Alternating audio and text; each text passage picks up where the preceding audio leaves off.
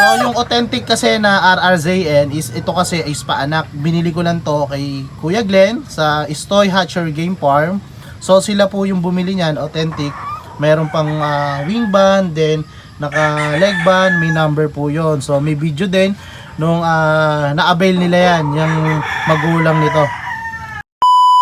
Good day mga katuka. So maraming excited sa ating pa-pre raffle. And then yun nga, sa 10 katao kasi na sinabi ko is pipili ako ng 10 katao na mabibiyayaan natin ng pullets. Yun po ay depende po yun sa points na napasok, kasi meron pong points na nalabas kung kayo ay top sharer, top commentator,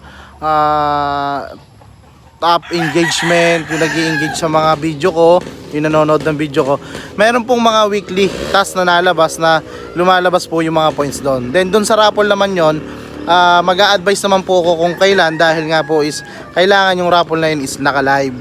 And then doon sa 10 katao, iba po yun. Iba po yung 10 katao mapipili ko, dahil hindi naman lahat na nag-share ay mabibiyaan agad or mapipili. Siyempre dapat consistent ka na nakapollow sa mga ginagawa ko at nag-share ng mga video ko, nagre-react, nag-heart or nagla-like. Yun po yun. Then yun nga, sa raffle naman natin, pre-raffle. And then i-advise ko po pag magla-live na po ako. Pero yung pamimigay po natin is by November at December pa, dahil nga po ay pinamamatured lang po natin yung ating mga pullets. Nang sa gayon, konting months na lang po yung pag-aalaga nyo para magamit nyo, dahil mahirap ibigay ng medyo hilaw pa. Kumbaga hindi pa sila matured, dahil possible na pwedeng magkasakit or yun nga, o manghina. So dapat syempre kung magbibigay tayo yung totally matured na rin. So yun nga, wait lang po kayo sa advice natin kung kailan po. Then yun nga, sa mga taga South naman po, wala pa po akong na-meet na transporter. So taga Norte po kasi yung mga yon, yung nagtatranspo ng mga kambing at saka manok. Sa South ay wala pa.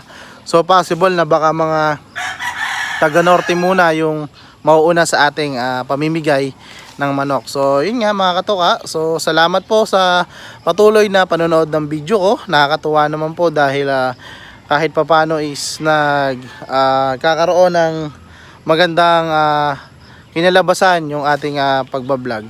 So sa mga nagtatanong naman po kung anong line ng ating mga manok, is ilalagay ko na lang po sa comment section, dahil nagkakaroon po tayo ng policy issue pag nagpo-post ng ganon, dahil medyo racist yata, kasi sa policy issue parang medyo bawal yung ganon. So ilalagay ko na lang sa comment section, at least para mas mabasa po ng iba.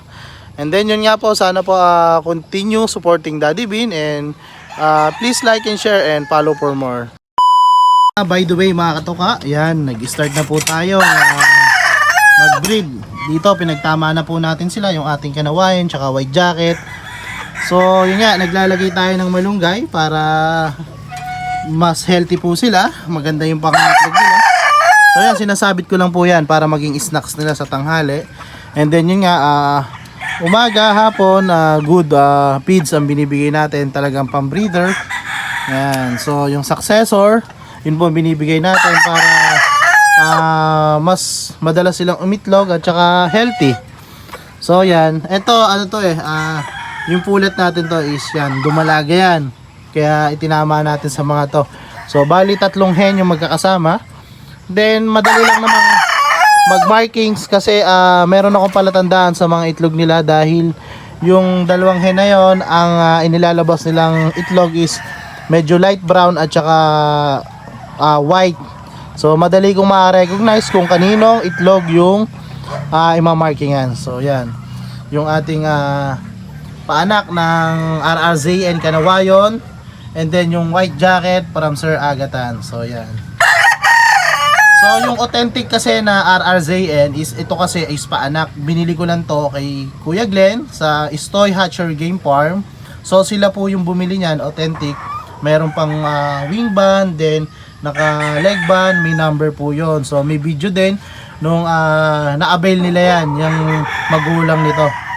So yan nga, hindi po kasi tayo basta bumibili din ng materialis natin.